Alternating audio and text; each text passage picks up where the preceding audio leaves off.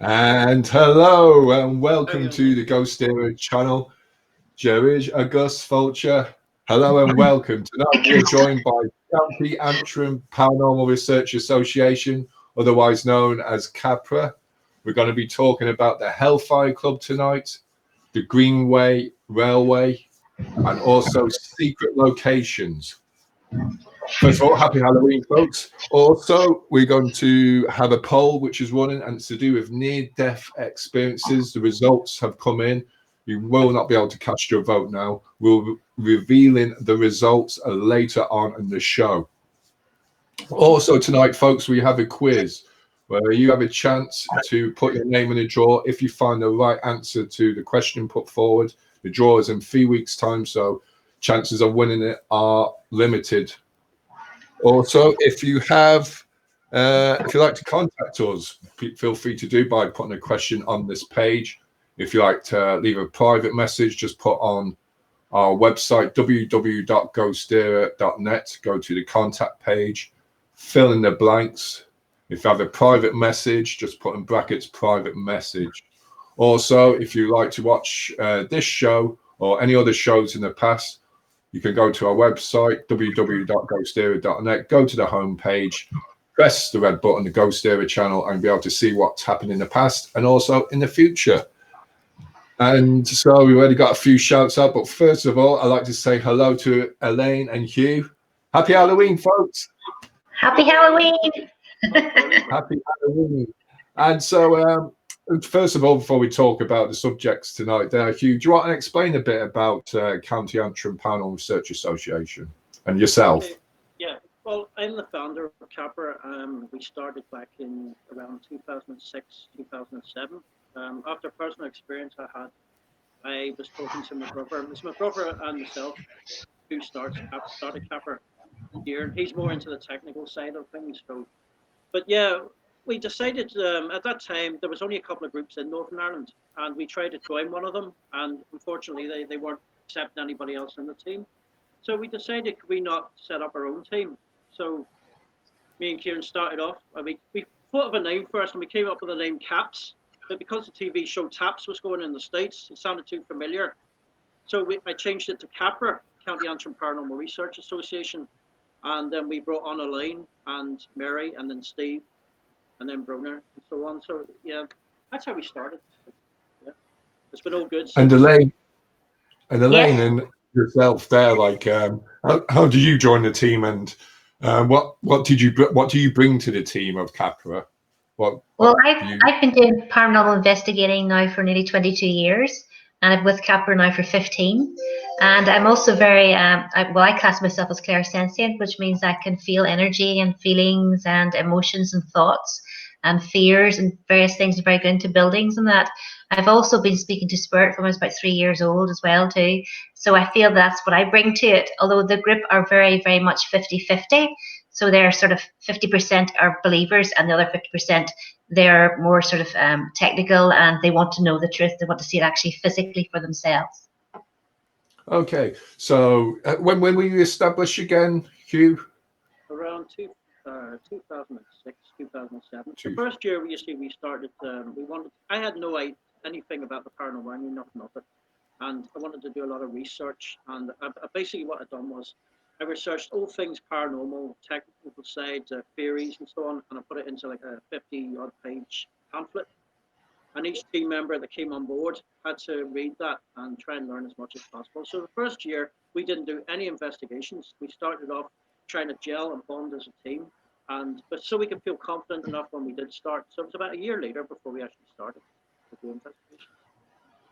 Okay, we're going to do a few shout outs before we go to, sorry, my voice, before we go to the first subject. So Marianne Gibson says, looking good, guys. Hi, Mary. Hi, Mary. That's just to do with me. I'm only joking. And Michelle Louise Maguire says, hello. Hi, Michelle. Hi, Michelle. Hi, Michelle. Just put you up there. Hello, Michelle. Happy Halloween. Hi, folks. The season is upon us. So without further ado, we're just going to talk about the Hellfire Club. one of 3 subjects that we're talking about tonight. We're also going to be showing footage of a location C.A.P.R.A have done in the past. So first of all, Hugh, can you tell us a bit about the Hellfire Club? Okay, well, what I normally do is I try and research stuff about the location and history of it. So I thought I put some stuff down. It's just a brief. I'll try and give it a brief.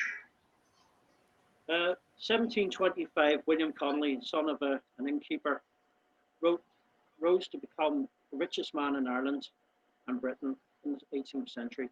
He was a lawyer. He made his money through land transfer after the William the White Wars, made a massive fortune and bought the estate from the Duke of Warren in around 1723. He bought the estate Rathfarnham Castle and the Montpelier Hill, which is Hellfire's built on. He bought all the land as well that came with the estate. Basically what he wanted to do, he wanted to build a lodge, like a hunting lodge on top, because the land basically was no good for anything but it was, you know, fertile, nothing stuff to do anything with. So his idea is he wanted to put deer on it for deer hunting and so on. And he built this lodge. Now, what he done was he built the lodge from the stones from a Neolithic gravesite that was there. He knocked that down and built the hunting lodge with the stones, and he used the step as a mantle to the fireplace in the building. Okay.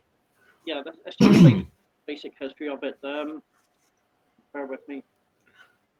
Yeah, there's a passage tomb. Some of the stones were used to build the castle, or sorry, construct the lodge, including the standing stone. Yeah. And with the investigation there, when was the investigation? When did it take place? No, we've been a few times now. Which one? We've been quite a few times there. The one when I went on with the photo would have been a few years ago now. It's probably more than 6 years ago. But yeah, because some of the group have been more than I have. But yeah, I'll let Elaine come in there. And Elaine, there, can you describe like what's it like in the Hellfire Club? Like what the room's like? You know, what does it feature? Well, whenever you approach it, it just seems like the good old typical haunted house, you know, on the hill. And it's got a beautiful view looking at Dublin City from the actual top. But once you go inside, you have an ominous cold feeling. And you go in and you can sort of feel a very cold, heavy presence. Now, I remember whenever I did go in first into the room on the right-hand side at the bottom of the stairs, I went in and I actually jumped and I was petrified and I thought, oh gosh, it's starting quick tonight. And it wasn't, it was pigeons. So if anybody goes to Hellfire Club, it's full of pigeons, okay? So be warned about that. But no, it's a very oppressive feeling. You can feel there's something there. You feel like you're being watched. When you walk up the stairs, you feel like somebody's behind you and there's a lot of cold feelings. There's no windows in the building, so obviously it's drafty. But it's a very, very interesting place. And like the expectations, I personally myself haven't been there to the Hellfire Club. Expectations, like you, was it like, do you go? You've visited it a few times now. Does it live up to expectations? Is there times when there's nothing happened? Yeah, a lot of times we go. Well, I've been there. There's not a lot happened, but we did get some on the lower floor. As you go in below the steps, and you go into the lower floors. Every time you went into the room, the K2 meter just went crazy for like a few seconds, and then just died off. We've also heard footsteps around the building outside when nobody's there. You do get cold spots, but there's obviously with the windows, you know, the cold air, just so high up, the winds and so on. But it is a very, very eerie place because of the history and that. You know, a lot of satanic rituals were done. Debauchery. There was reports of satanic rituals, the murder of cats, black cats, and so on to raise the devil and so on. And yeah, it's got a lot of dark history to it, allegedly. So yeah, it is. And like. And would you, Elaine, you know these stories you hear about the satanic rituals and all that, and I think it's black cats as well and all that, you know, in the local vicinity. Is it to do to scare people? Were these clubs meant to scare people, do you feel, or is there no, true? my personal feeling is that there's some truth behind it. I mean, I know the people that live near Montpellier Hill as well too, have said that in days gone by, women were used, prostitutes were brought up the hill to the Hellfire Club, and were obviously, played with the gentlemen from the actual, the groups that were there. And they said that sometimes the women would be put inside whiskey barrels and rolled down the hill to their death. I mean, it's a very ominous place. You can feel it as soon as you get to the top of the hill, and plus, it's very, very quiet. There's not much animal activity, and there's a forest on the way up, and it's so quiet. The only thing you hear is a screeching noise, which some people like to say it's a banshee, but it could be foxes. I don't know, but it's not a nice place. Yeah, because we recently, a few years ago, we did the Limerick Hellfire Club, or what was regarded that we found out was the previous Limerick Hellfire Club there, and they used to have story to do with the devil as well, and satanic rituals and all that, but I'll talk about that another time. That's different. But you said that, we posted up pictures there, Hugh, the other day there. And can you explain more about the pictures that you found on the Hellfire Club? Yeah, well, basically, come the end of the night, we were heading back down the hill. So everybody had left the building, and a lot of the team would walking across the field, because we actually went down the steep slope rather than going around it to go back down. And I was the last to leave, so I just turned around and snapped a few pictures of the place, before walking away, to join the rest of the team. And I didn't notice anything. I just snapped a lot of pictures and a series of pictures. And it was only when I got back home, in one of the pictures, I noticed something looked a bit odd. It looked like there was something there. Now, I'm not saying it's a spirit or a ghost, or it could be just pareidolia, but to me, it did look like there was something in the window, and I thought it was very odd. So I posted that up, and I let people make up their own minds without saying what it was. But people have commented on different things. They could see a person holding something like a staff or a sword, and somebody wearing a gown, like a robe, and different things. But everybody's going to see it differently, So I just put it up to see what people thought of it. But I definitely know there was nobody in the building. I was the last to leave because I had to run to catch up the rest of the team after I took the photos. So yeah, it was quite an interesting photo. And Elaine, what do you think of the picture there? What do you make out of it? And does it match anything that you've sensed there in the past? Well, I feel it, but this is my own perception. I feel there's a man standing, sort of leering over a lady, and she's standing in the corner, sort of looking out, and he's standing over her, sort of. I don't know if he's being protective or if he's being maybe horrible to her, but I just feel that there's a man standing over her presence. And there definitely wasn't nobody in the building, as Hugh was saying, because Hugh was the last to leave, and the place was empty. But there's something in that window. It'd be interesting to see what your viewers actually can see. True. And folks, if you haven't seen the pictures, there's some previous posts on the GhostÉire page. And also, if you just like to go to the C.A.P.R.A, County Antrim Paranormal Research Association page and request an invite or like the page there, you'll be able to see what comes up with the pictures of there. And if you want to ask Hugh there as well, it's on C.A.P.R.A's page as well. We'll just go over for a few shout outs and or continue. So Mary Ann Gibson says hi again. Leanne Moynihan says, hey guys. Hey Leanne. Hi Leanne. Happy summer. Hi Leanne. Or Sam Main. Or Sam Main. I'm only joking. Donny, Michelle Louise McGuire says, thanks. Thank you. That's for the shout out. Donny Smith Hurley. Donny was on a show a few weeks ago there. Donny, administrator for who? Not the World Health Organization, but actually the band. He says, drinking friend Desmond, John Villiers Fitzgerald, Knight of Glen, rest in peace. Edmund Fitzgerald, 20th night. Hellfire Club. Yeah, they're all sort of associated, Fitzgerald and that sort of association there. As well there.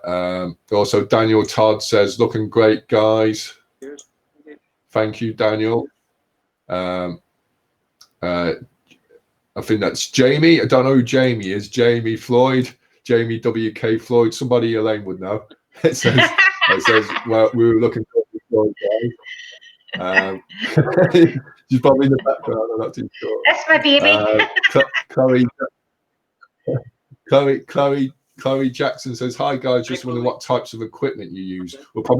We'll talk about that shortly. There, Chloe. We'll probably put that in the next question. And Natalie Fowler Phelan from Irish Paranormal Investigations. Hi, Natalie. Hi, IPI. We got one of our best EVPs from there in Friday, the 13th of April, 2018. Cool. Good. Thick fog. Don't know how we made it up. That's that is a claim. The thick fog. That's so cool. She says, "Hi, Hugh, Anthony, and Leanne." Cheers, Natalie there. Hi to everyone at IPI, Irish Paranormal Investigations. Hi, Mary Kate, Barry. Hi, hey all. And Kieran C.A.P.R.A, I don't know who Kieran is. Hi, we said, "Good evening." That's we, bro. We'll talk about Kieran. Actually, we'll go on to that. So, equipment-wise, your son there, Hugh. There, he's the technician in the team there. Kieran's my brother. What? Oh, is it your brother? Sorry. Brother, yeah. Sorry. You're fine. You're right. Yeah. So, and he does the kind of technically side there. Like, what does he build? Tell us, what does he build? Kieran has built in the past. He's built static detectors. He's built the geophones. He builds infrared and ultraviolet IR illuminators. He's built Jacob's ladder. He's built Tesla coil. He just puts his mind to anything, and he'll just try and build it. He's not an electronical engineer, nothing. He just has this gift that he can look at stuff and schematics and so on, and he can just try and build it. It's just a hobby for him, but he's a great asset with the group, as they all are. But Kieran and Steve are the tech guys in the team. I'm more the talker. I'm a case manager, so I do all the talking, and Kieran does the building, and Steve, so yeah, he'll put his mind to anything, and try and build something, of course, So yeah. And we've just got a couple more shout outs. So Natalie says we got to Taz-Cam. What was that? Taz-Cam is the audio, is it? Is it an audio device? Yeah. Audio there. If you can explain there, Natalie, there. Christine Higgins says, "Good evening, everyone." Hi, and Sandra says, "Good evening, Hugh." Sandra Farr says, "Good evening, James." And Elaine, Hugh, James, and Kieran comes. "Believes me, he talks a lot," says Kieran. Anyway, so we go back to the Hellfire Club. Back to the Hellfire Club. Just to sum it off there, would you be likely to go there in the future, Elaine? Would you like to go there in the future again? Worth going to? Say for myself, I haven't been there myself. Is it worth going to? Yes, we're definitely going back again for sure. There was talk they were going to knock it down, wasn't there, Hugh? Hopefully they don't. There were talk they were going to redevelop the area, so I don't know actually where they're going to block it. Obviously, you won't be able to get access to it, but yeah, it's something I want to go back to. I mean, I've been back a couple of times with that photograph. I did try to go back and replicate the same photograph, to reproduce the same, but with no effect, So it wasn't anything that was maybe in the stone, or maybe, like as I said, pareidolia, or the Americans call it matrixing. It was, I couldn't reproduce the photo, so I would like to go back again, before they do redevelop the area. I do feel that the forest in front of it is just as haunted as what the actual building is, to be honest. Yeah. We can feel it in the air. So hopefully they won't redevelop it. Natalie's just come back and said, "Capture the EVP on the Taz-Cam." Sorry, I mispronounced it. Yeah. It's really good recorder. Yeah. Thanks for that, Natalie. What we'll do as well is, as we're talking about the Hellfire Club and redeveloping it there, I suppose you recently were at Colleen. Is it Colleen? In the Poltergeist. Oh, Colleen, yes. No, yeah. And there's been redevelopment there. Is that true, Elaine? Or I haven't heard about that at all, to be honest. I haven't heard. Yeah, well, there was a guy who was meant to be redeveloping it, and he was meant to be building like huts or like chalets or something around it, and he was going to use it as a tourist attraction. Now, apparently, the church wasn't too keen on it, so as far as I know, it's been scrapped. The church wanted left as it is, basically, and not for people to be going in as a sightseeing place, like a tourist place. So I don't know. I mean, it's a place they were talking it was gonna be done up and go back to its former glory, so to speak. But I don't know. Okay. Okay, so we're just gonna thanks. We'll go on. We'll come to your questions again, folks. So every so often we'll come in with a break there in between the topics there. This is a quiz. Now you're bound to get this tonight. There, if not, Hugh is definitely going to get it at the end of the show, guaranteed. So this is three words there, and so it's like a type of hangman. So it's _A __ / new word _ / new word _ N _ R _ and the clue is Halloween. So that's the clue, folks. If you get this, you're in with a chance to win a special prize in 3 weeks' time when we do a draw. Hugh's already won it twice. So the clue is Halloween, and it's 3 words. I'll show it again in a bit there. So we're going to go and move on and talk about the Greenway Railway, and that is in Antrim there. Can you tell us briefly there, Hugh? I meant briefly a bit about the history there, if you can. Yeah. Okay, well, it's actually towards Belfast. It's a place that it's a railway that was built in 1850, and it run between Belfast and C.A.P.R.A in County Dublin, and it's now it closed, as I said, in 1950, and it's been redeveloped as a cycle path, a 7-mile cycle path. So yeah, we were called in there to it's a very strange one. I mean, there was as it was used as a cycle path, there were on the trees were appearing what we only describe as like corn dolls. These dolls were made out of twigs, and they were clothed and something like you'd see in like a voodoo thing or a Wicca sort of thing. So people were having certain experiences, and a couple of team members, no longer in the team, actually made us aware of it, and we went to investigate it. They were taken down by the council, but then they reappeared again. More were made, and they were put up along the certain section of the cycle path. And people were experiencing and said they had certain experiences along that cycle path. So we went to investigate it, and we did find out that there's an old reservoir that used to run along the side of the track. And it was said that in the 1950s, a young boy drowned in it. Also, there was a worker was killed on the track, and also another guy who, whether he was just walking along it or committed suicide, I'm not sure, but there has been a few deaths along that. So yeah, we've done some investigated some EVP sessions and so on, and we took photos and that. And a couple of photos I took using a broad spectrum camera, which is, I call it broad spectrum, but most people know it as a full spectrum camera because it only takes in the near infrared and near ultraviolet in the light wave spectrum. So I call it a broad spectrum. It doesn't go wider really. So I took a couple of photos, a series of photos, me and a colleague, and in 2 of the photos there was like it's almost like a mist. I'm not saying that it's a spirit or anything, but in one of them you can see on the edge of it like somebody standing, like a shape of a figure, and also somebody leaning over. Like, I mean, again, pareidolia probably, but it was an interesting photo. I mean, there was none in the rest of the photos. We also got an EVP. It sounds like a child. As we were talking, a child, you can hear, said hello, but sounded to us like a child. So yeah, there seems to be something there. And I couldn't find out whether these corn dolls or these figures that were hanging in the trees were there. I mean, we did try to find out, but apparently a lot of people were very eerie about walking through there with these dolls things hanging on the trees. And Elaine, did you were there yourself? You were Yeah. and can you tell us what you sensed there at the location there? What you felt? The first time we went down there, whenever we were going along the path, there was like a thick black mist that came towards us as we were walking along the path, and it made you feel very uncomfortable and was really cold, like a thick, just an energy.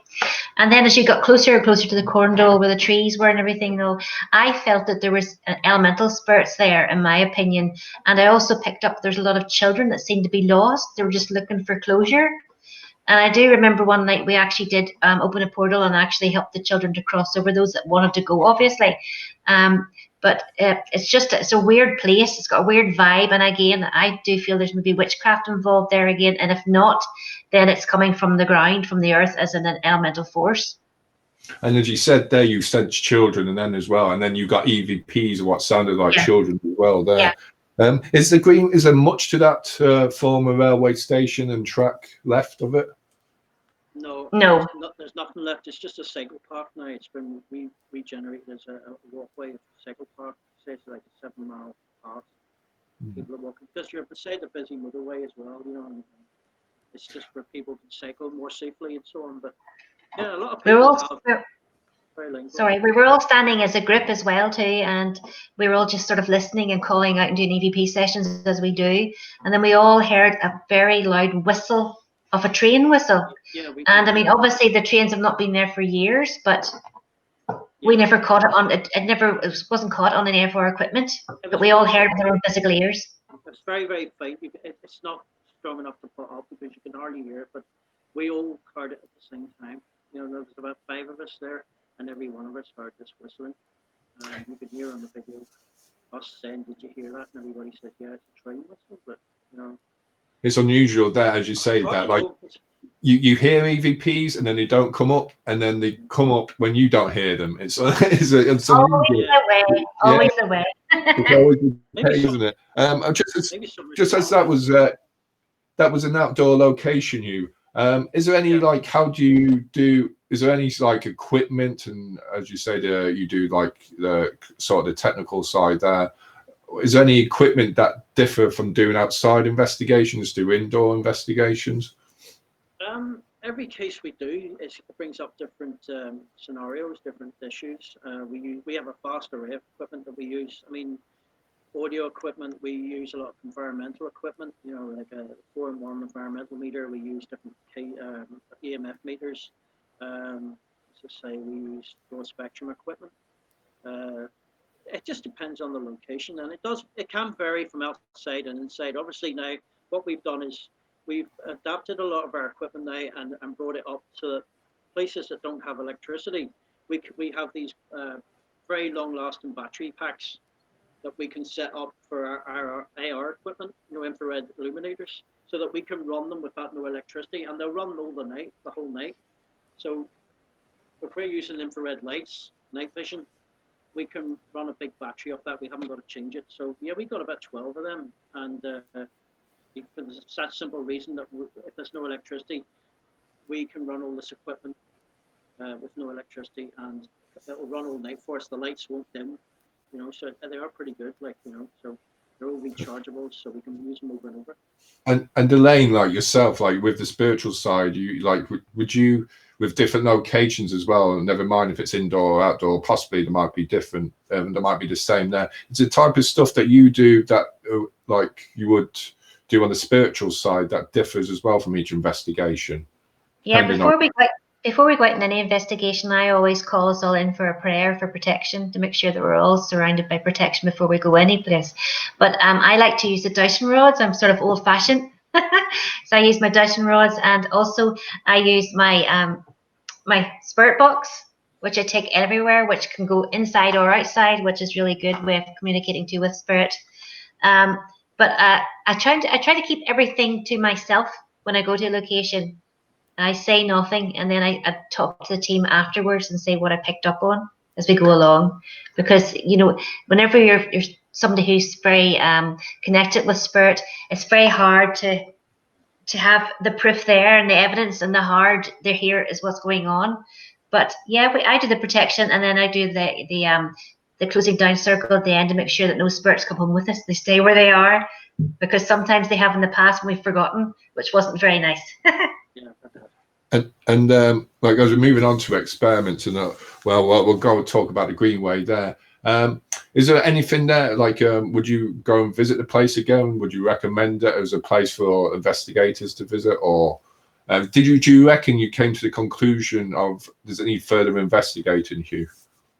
Yeah, I believe that it's worth any group trying to see if they can validate anything that maybe we've put, to see if they get anything also, and share the information. I mean, that's what it's about. If teams are going to the same places, try to log any info or any evidence and see if you can validate it with other teams. Because that strengthens your case more. So yeah, it's any place is worth going trying with other teams. Let them go and try it and see what they get.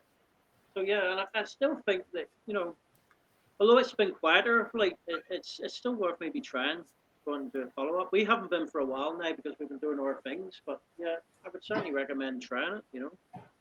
And as you said, like you mentioned the environmental meter, and that's probably my best. That's my best instrument, my best favorite gadget as well. The environmental meter there, apart from one of the team members, which I use as a meter as well. His name's Kean. Yeah, so yeah, I suppose you do base testing and do as well there. You do base testing as well there. Do you reckon that's essential and part of doing paranormal investigating?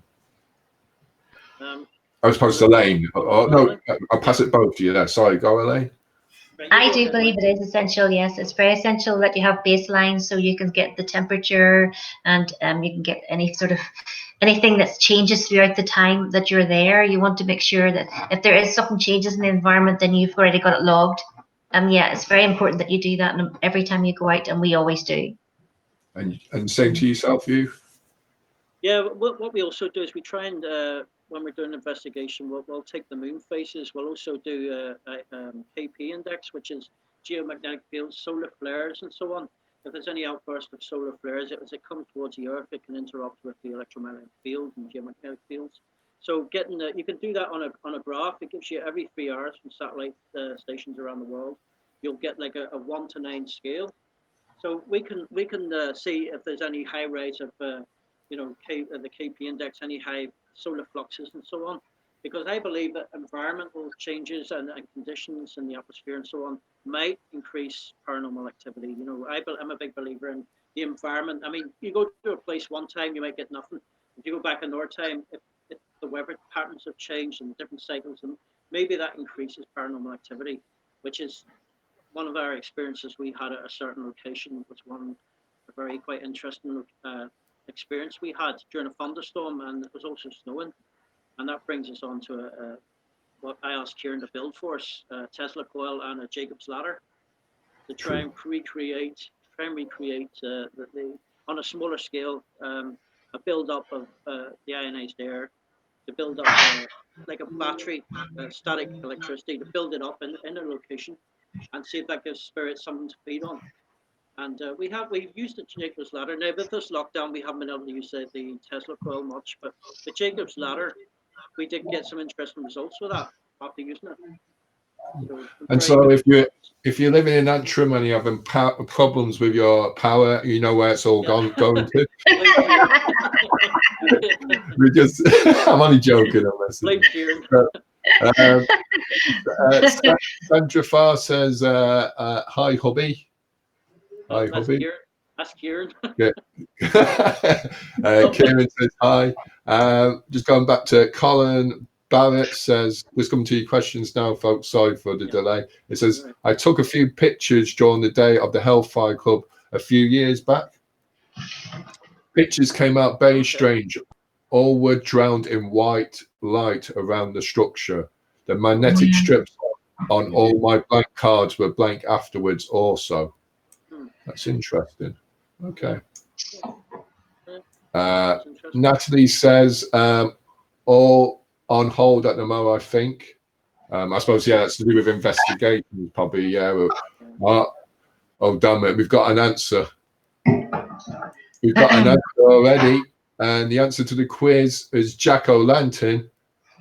And well done, Mary Ann Gibson. Well done, Mary. Your name is in the hat for the draw in 3 weeks' time. And Higgins is just missed it by saying Jack-o'-lantern. That's correct. And Natalie says, "Any time our team member Anne takes a photo, it comes out weird, upside down, etc." Yeah, I suppose some people have as well. Some people we have in our team as well. Like, it's they can't mix with technology. There, it's something to do with being empath as well and sensitive as well. or just they don't have to be like that either. Natalie says, hi, Gary. Jenny says, hi, guys. Jenny from Emerald Isle Paranormal. I hope it's all good. Hi, Great Jenny. to see you all. Nice to see you. Kieran says, hi, Sandra, and everyone. Toby Till. Hi, Toby. How's it going? How you doing? Toby's. Hope you're all good in County Kerry, which I am in at the moment. Sorry to say. And Mary Ann says, yay. So moving on, we're going on to, I suppose that's the quiz ended. That's half the show gone, and that's that now. So you can go away now. I'm only joking. I'm messing there. So we did a poll, folks, and it was to do with near-death experiences. I'm going to reveal the results of the poll now to you folks. I'm going to ask Elaine and Hugh their view on it there. So we asked, the question was, it's going to come up now.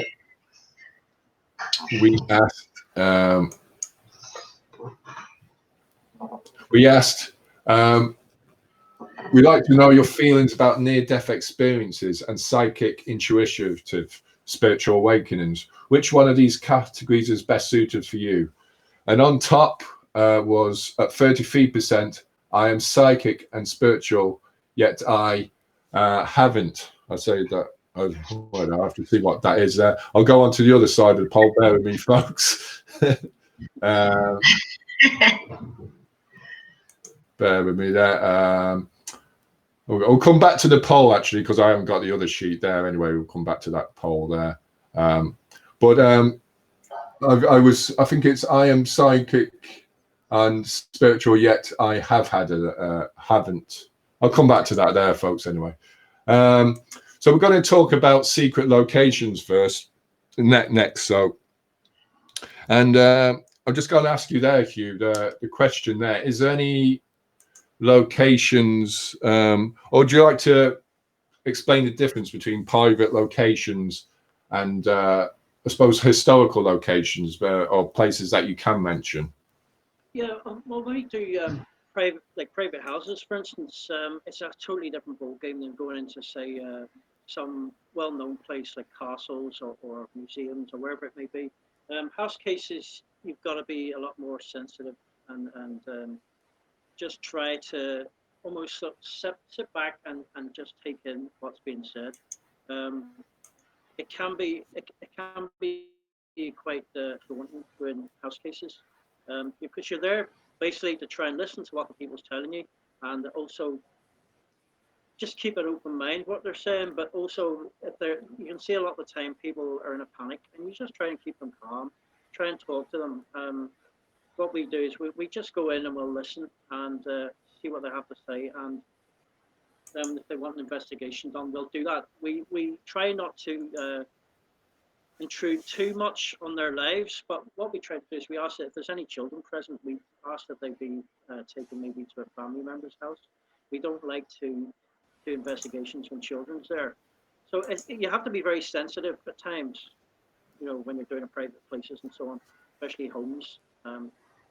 Yeah, we have a member on our team, a child social worker, and she advises us on what we can do and what we can't do. You know, obviously, if you're setting up cameras in children's bedrooms, we ask the parents to sign a form, but we also ask that, if possible, children aren't there, you know, when we do investigations and so on. So, yeah, it's completely different from doing a public place, you know. And there is locations there. I know we've all come across them in the past there, that there is locations, even historical locations there that aren't people don't live there, or like a historic building, a landmark that we still can't mention, you know, locations like that. Now, do you feel like, do you get a load of these locations, these places that you're unable to reveal, or does it discredit your evidence? Probably that's the thing now. Elaine, would that happen a lot? It does, yes. There's an awful lot of people. I think there's still a stigma attached to paranormal investigations in Ireland still at the moment, which is unfortunate. But a lot of people don't want to, especially in like pubs and restaurants, they don't want and hotels, they don't want out to the public that our place is haunted, because it's going to maybe frighten people and keep people away and actually cause them harm to their business. Personally, we prefer to do private houses and that, because I feel they're the actual most genuine places to do. We get most of our activity in the private houses, and we just like to help people. And go ahead, sorry, go ahead, Hugh. Yeah. I was just going to say, on the same note, you do get places that ask, can you come in? Do you do public investigations? And it's something we've never done, never will do. We, I suppose with the way pubs and a business being a business, they like to bring in crowds. And I mean, I'm not saying there's anything wrong with it, but it's just something that we don't do. And we've lost a few places because we don't do that type of thing. We don't do public investigations. I guess they just, as a business, they have to make money and stuff. But unfortunately, it's not something we do. So. And before we've got to show a bit of footage to you folks there. Before that, we're just going to come to one question then that was sent in earlier, and it was Samantha Harris. And Samantha wanted to know there. It's going to come up the screen. Do you think investigations are frowned upon in Ireland, harder to find proper locations? I mean, you might just a bit answer that, Elaine, but what do you say to that, Hugh? I think it can be.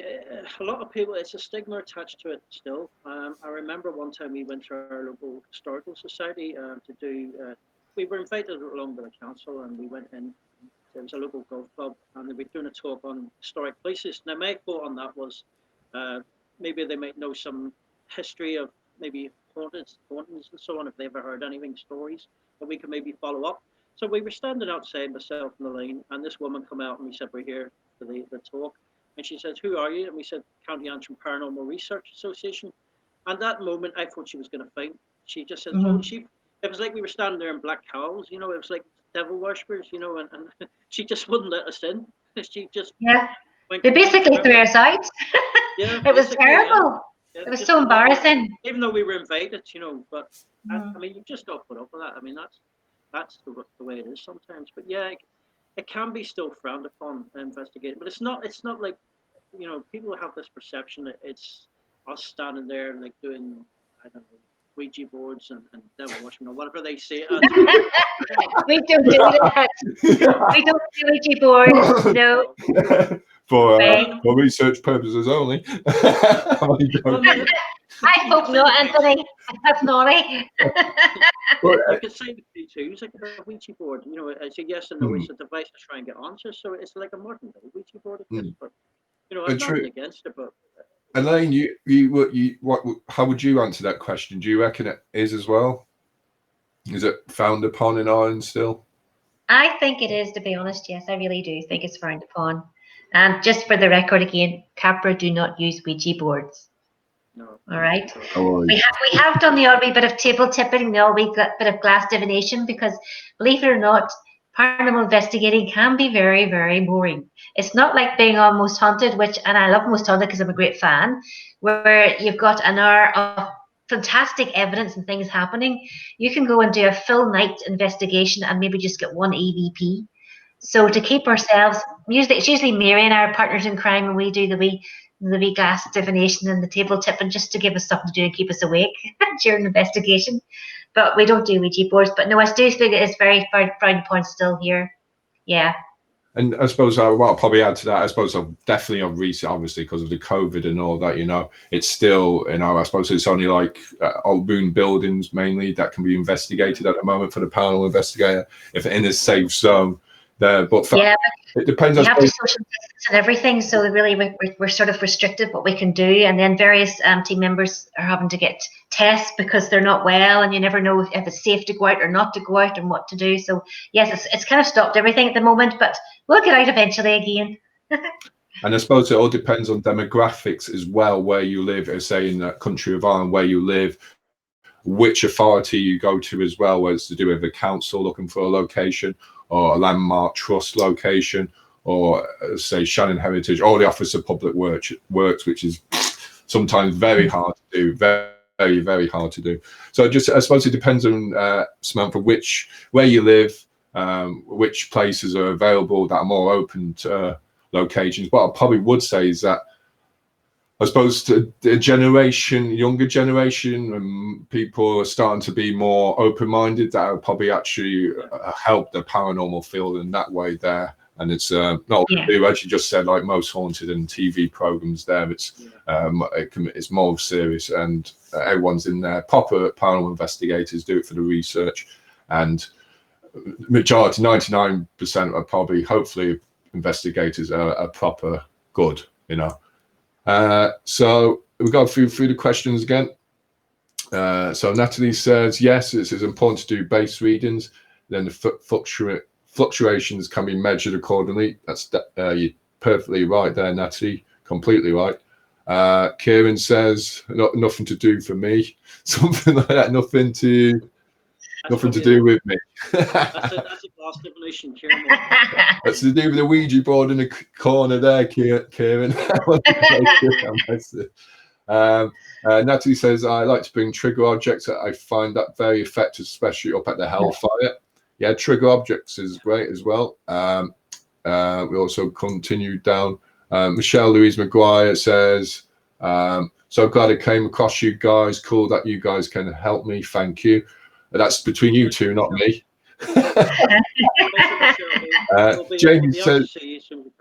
Jamie says, I love bringing trigger objects on in our investigations, and two, balls and dolls, I don't know if she's swearing there, tend to work the best for us. I don't know. Could be something else she's saying. We'll go on. Colin Barrett says it is strange that the stigma attached to the paranormal in Ireland, given the place is alive with the unusual and hard to explain. I died of a massive heart attack on New Year's Day 2019. I am much more aware of the energies I'm surrounded by since I was resuscitated. Oh, and it's great to have you. Thank you, Colin, for sharing your experience as well there. We'll build the answers there in a minute there. So we're just going to go and show you a bit of footage there, folks, in a minute there. So this is, can you explain maybe not what the name of the place, but what type of a place it is, maybe, Hugh? Yeah, okay. It's that part you're looking at is an old stagecoaching house. It's built onto a hotel, a quite modern hotel now. And what you're looking at is the bar area. And we were called in because a lot of the staff was basically seeing a lot of different things happening and feeling very like they were being watched. When they come into work in the morning, they would see maybe a shoulder going around the corner, thinking somebody's in the building. And it was scaring quite a lot of them. And we did get quite a lot of stuff happen there. In this particular scene, you hear a clank of glasses and stuff. Now, I'm not saying it's paranormal, but it's just, there was nothing in that place. And we actually had Marion Goodfellow and Susan Douglas join us there. And Marion described the whole place as like a highway of paranormal activity in the place. She was able to come up with things that had happened there. Sadly, there was a lot of sad events in the past that has happened. And yeah, she came up with a lot of stuff. Now, that was the first time I'd met Marion. And I'll give you a quick story. When we first went there, you go up the stairs and there's like a long corridor that attaches the old part of the building to the hotel. And while I was walking along, I was doing a recce of the place. What we used to do is floor plans. So I would take photos of like plug sockets, windows, exits, different things like that. And as I turned around to walk up the corridor, come back up again, all I heard was like running footsteps, boom, boom, boom, boom, boom, boom, boom. And it got lower and lower. And I'm looking up this corridor and there's nothing there. It's the only corridor there is. And this was like in the daytime, like 3 o'clock in the afternoon. So I went down the stairs and I said to the staff member who was talking to Elaine and Kieran and Doogie at the time. And I says, is there anybody in the building? He says, the only person here is the chef in the back. He's in the back. But I mean, I'm filming it and I recorded it. So when Marion joined us, I hadn't told her anything about the place. We'd walked from the hotel end and came up the other way. And she stopped and she says, there's a man here. He's very agitated. He runs up and down this corridor. So we went back into the room where we had our CCTV cameras and monitor set up. And I showed her some footage on the laptop of what I caught this boom, boom, boom running sound. And she just smiled and says, that's him, you know, and she knew nothing of it. So it was a great wee place. Like there's a lot of stuff that we caught. And Elaine, you said you were there that evening, were you yourself? I was, yes, I was there. We're there quite a few times. So yes, it was very, very. What I'll do is I'm going to show the footage, and I'll come to you, Elaine, there, and can explain what you felt on the evening there. So, folks, this is the scene now. It's the first few seconds, so I'm going to leave a bit of a gap before we all go off the screen there. So it's the first few seconds. You'll hear it in about another 10 or 20 seconds time. Okay.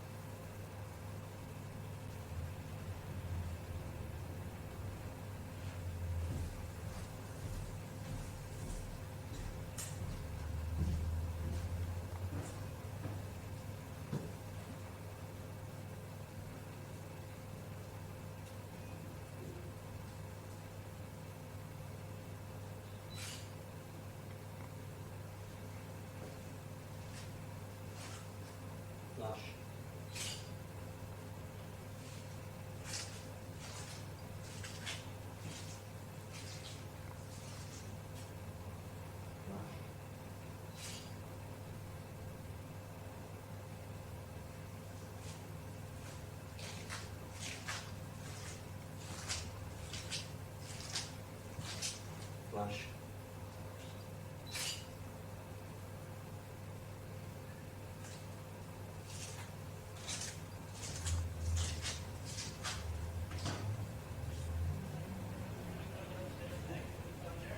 Yeah.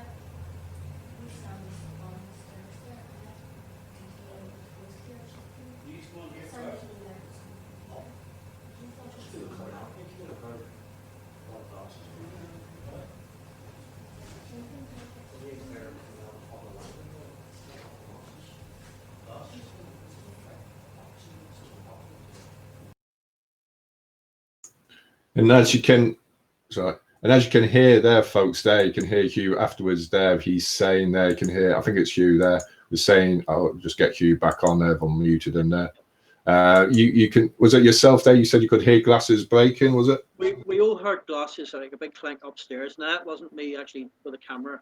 I was another colleague in the team that came down the stairs to investigate where this clank sound come from, and there was nothing out of place at that particular time. Now, that place, as you can see in the video there's 4 bar stools. On a previous occasion we were there, it was, as I say, it was thunder and lightning and snowing at the same time. And there's another video of us sitting up the stairs above, and Elaine calls out and asks us, "Can you make a noise or bang something where you'd like us to go to next?" And there was, within like a few seconds, there was an almighty crash sound, like a dragon sound. It made us all jump. I mean, I was leaning on the table. It was after 3 in the morning, so I was getting a bit tired. I put my head down.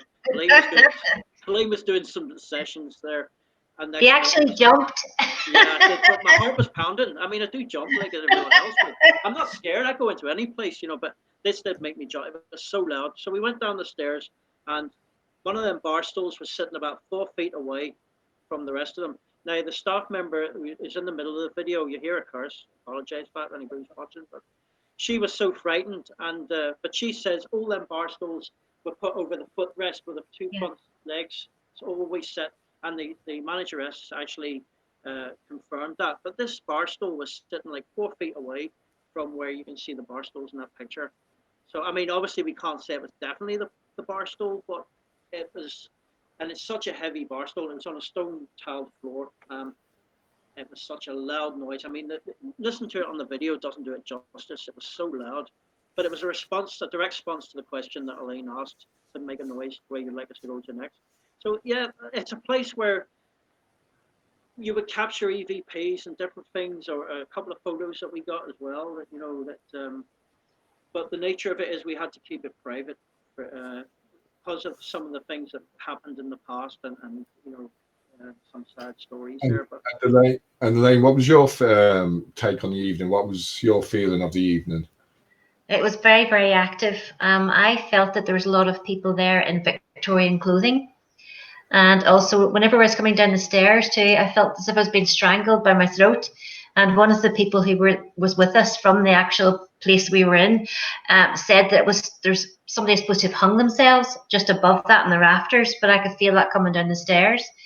There was also an occasion whenever Hugh and I were upstairs in one of the big, like a big ballroom place, and we were discussing that Hugh was saying that he had gone there and he was younger, and how expensive it was, and what was it? The spirit came back on the voice recorder to say to us. You hear it on EVP. It's a whisper of a female voice saying it's cheaper.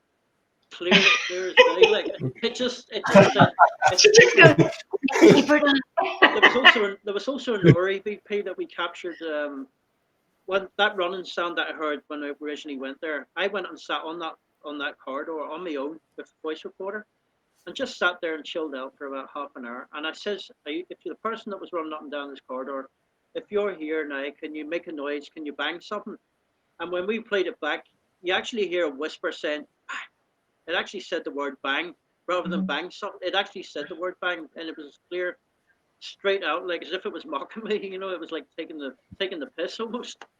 But I mean, it's a location that, I mean, a lot of the staff and management there, one was a complete disbeliever until he had experience himself. So it was it was a great place. And as you said, sorry now, sorry people over there. You're right. So it was a place that was, people were looking for sort of answers and help there.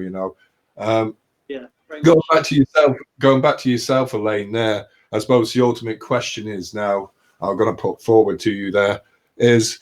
Do you reckon it's right for owners and managers of locations to say if it might have happened in the past or in the future, if a spirit makes contact and gives you groundbreaking evidence or something new information about the location that it needs to be told, is it right for the owners to subdue what the spiritual beings are saying and yourselves?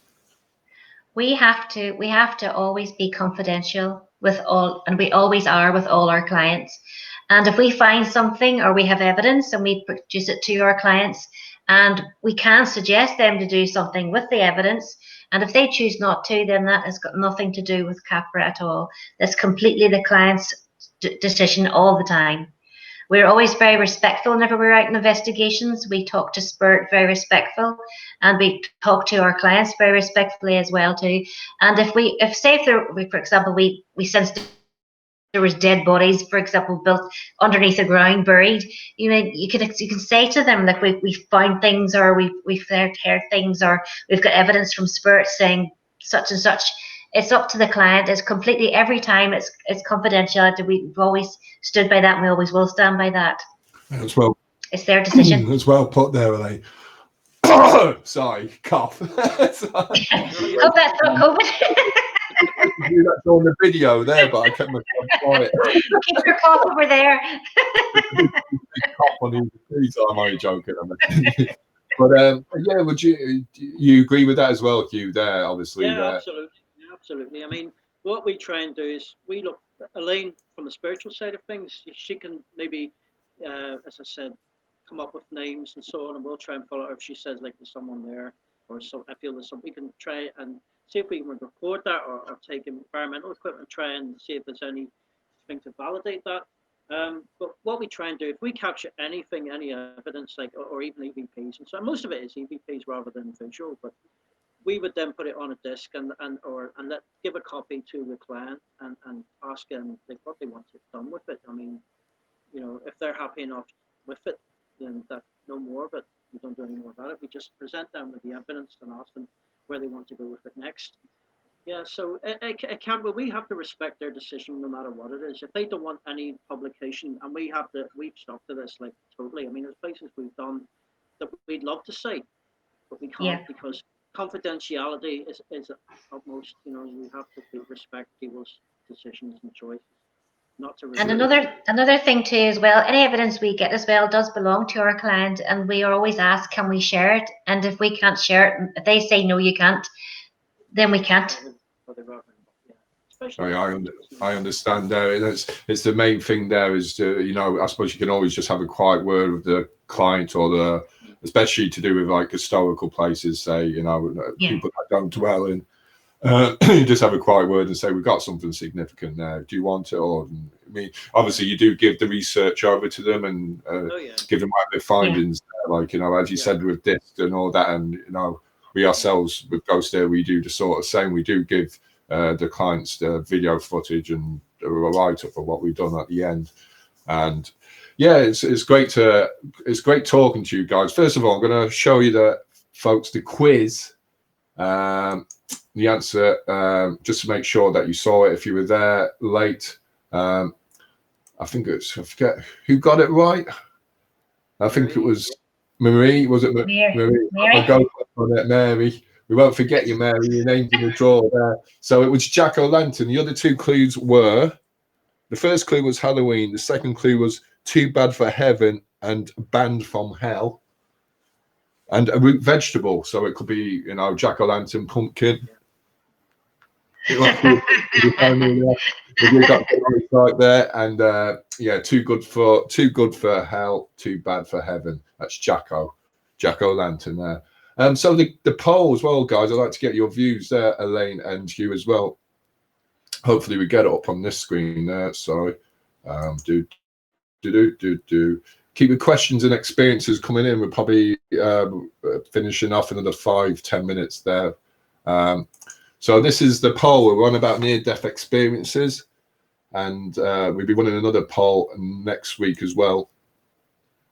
So we asked you there, we'd like to know your feelings about near-death experiences, NDEs, and psychic intuitive spiritual awakenings. Which one of these categories is best suited for you?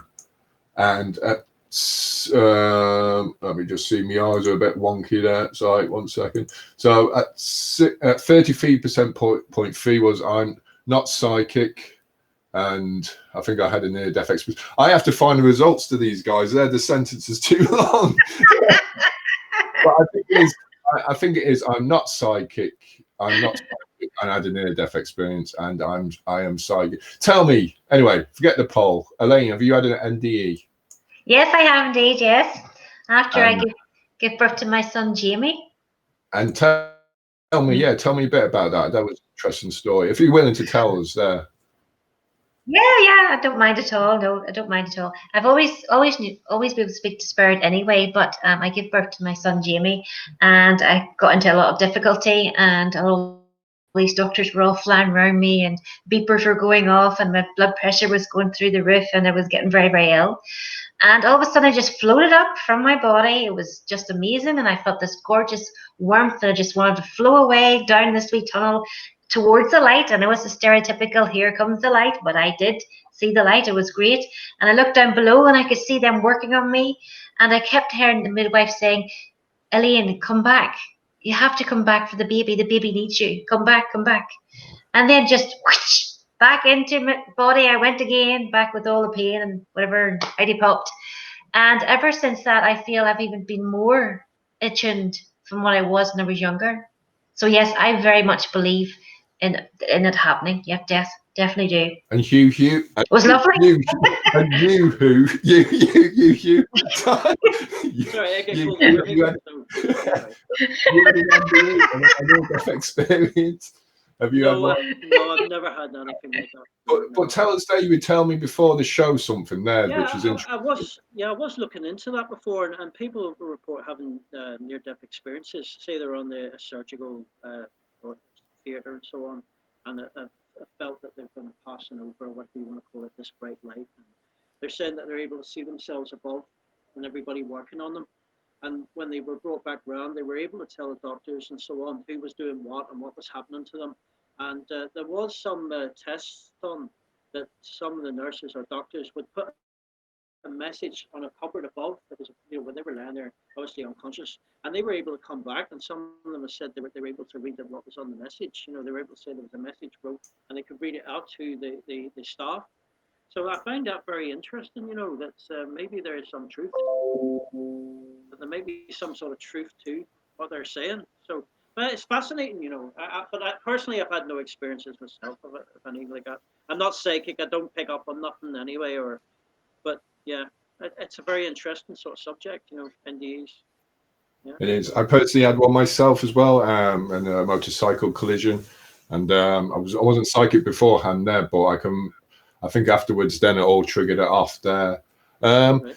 So, folks, like C.A.P.R.A there, I'm just going to go through what we've got coming up in a few weeks there. First of all, what are you doing for Halloween, Hugh and Elaine? Elaine, what are you doing for Halloween? So I'll go to Elaine first.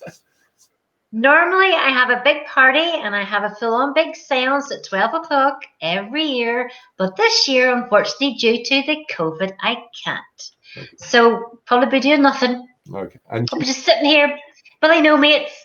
and you, Hugh, what are you doing? Well, as I say again, because of COVID, you don't know what's going to happen. I mean, last year I had the whole house kitted out in Halloween stuff, and the grandkids all in. You know, I was a bigger kid than they were, but we all enjoyed it anyway. And the whole house was decorated in different themes. You know, I had as you came in, zombies, and then you went into like a graveyard thing. I just go all out, so I do. And you had fireworks as well. Oh yeah, fireworks for the grandkids and that, you know, and their friends. You're so lucky. Yeah.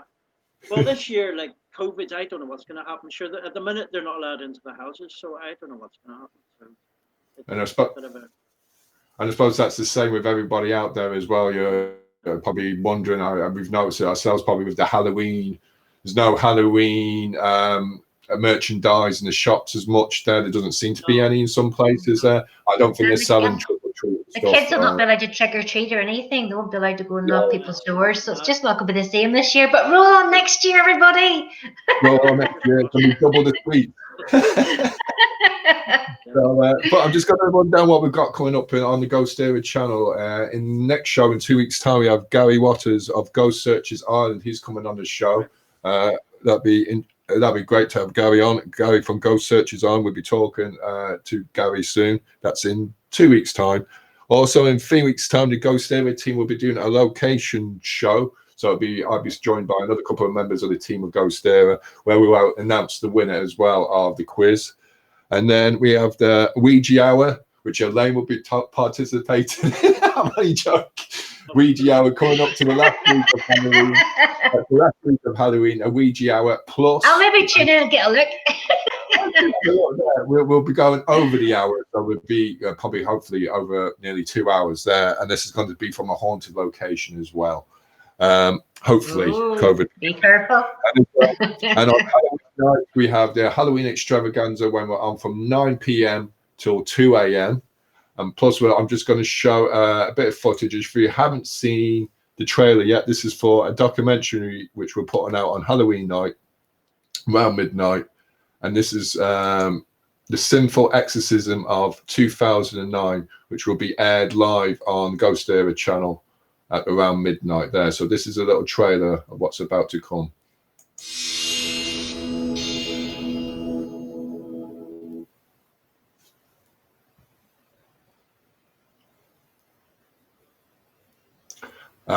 That's it.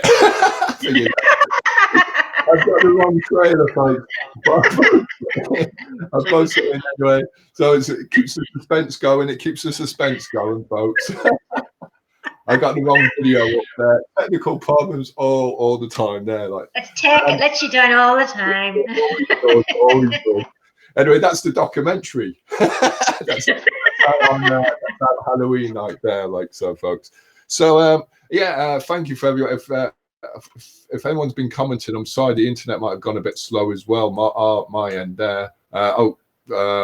Colin says the moment of death is surprisingly pleasant. Death is surprisingly pleasant. Being resurrected is less pleasant. Resuscitated, sorry. Resuscitated is less pleasant. I was sensitive to energy before death, very sensitive afterwards. So he's sensitive before and afterwards, yeah. And that can happen as well. And the reason for the poll was to find out if people were sensitive before and not afterwards. And I don't think anybody voted for that. Kieran says, laugh out loud. So there we are, folks.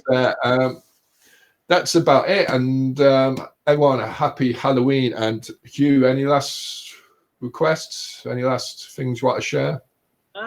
No, not really. I think you said just everybody have a good Halloween as best you can. Stay safe and try and adhere to the restrictions. But try and enjoy yourselves over Halloween. And happy ghost hunting if you're out there.